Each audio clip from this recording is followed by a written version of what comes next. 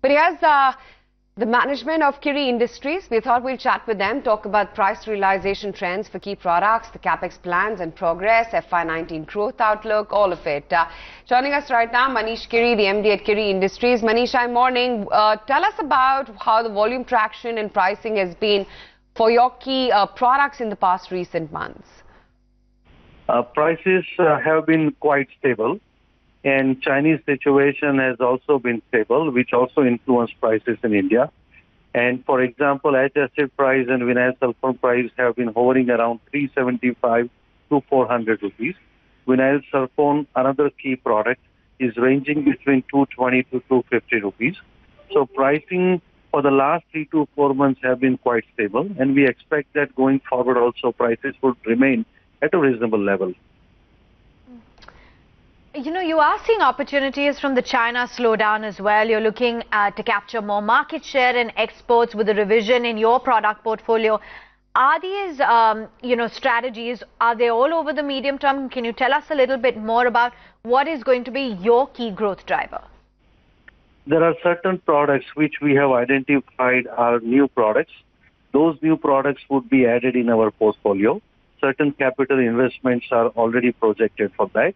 These are the products which would replace Chinese supplies today globally, as well as Chinese supplies to India. So we try to replace those products, and our growth would be coming from addition of new products, replacement to Chinese supplies, and capturing more export market share. These are the three drivers we expect to fetch growth in 2019. All right. Now, you've also commissioned dispersed dyes capacity in Q2. What is the sales contribution that you've penciled in for the year, the ramp up that you have aimed, and as well as your EBITDA margin profile on the back of this? It would add on a full year basis somewhere around 250 to 300 crore as a top line. And we are expecting average EBITDA margin to range from 16% to 20%, depending on the market price.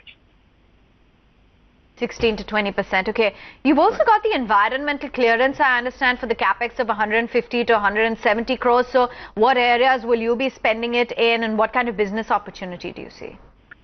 Again, as I mentioned, this would be specialty chemicals related to dye sector, as well as there are certain chemicals related to non-dye sector. Those sectors are also into other areas such as pharma intermediates, such as rubber chemicals. So there are certain chemicals and specialty chemicals which we are adding would be at an incremental profit margin, would be at incremental bottom line growth. And there are many products. Our plants are not product specific but process specific. So we have several products which have been identified, and those products are going to be added in portfolio. Manish, so based on your strong first half performance, what kind of growth momentum are you aiming at to close the year with? We are expecting at least 15% to close compared to last year. And 2019-20 onwards, our growth plans are estimated close to minimum 20% growth in the next 2 to 3 years. Okay. And could you give me the breakup of how export as well as domestic growth is going to pan out? Both would be going parallel. Export would be higher portion of the further growth, which means that we would be having at least 60 to 70% of the incremental growth coming from export, and about 30% would be coming from domestic sales. Now, the last time we spoke about the Dystar case, Singapore International Court had given the ruling in favor of your company, and as per that, Senda will have to buy 37.6% stake. The valuation is underway, but what fair market value can your shareholders hope for, and when do you think the money will come through? Let me update you on the status currently. Senda, which is Longshan subsidiary, has filed an appeal in Singapore Supreme Court. As we speak today, we are going through the final battle in Supreme Court of Singapore, which is expected to get completed in April 2019.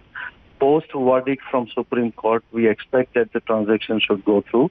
So it would be somewhere in the middle of 2019.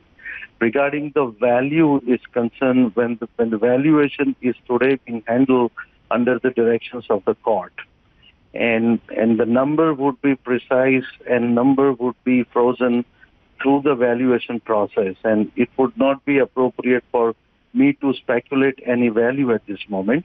But if you look at Diastar's overall performance for the last 3 to 4 years, it's almost 100% profit after tax every year, established track record, profit after tax. And if you apply the running multiple, you can have a judgment of what kind of fair market value can be expected from this case outcome. Okay, Manish, good to have you on the show. Thanks so much for taking the time out and chatting with us. And here's wishing you a very happy 2019 from all of us here.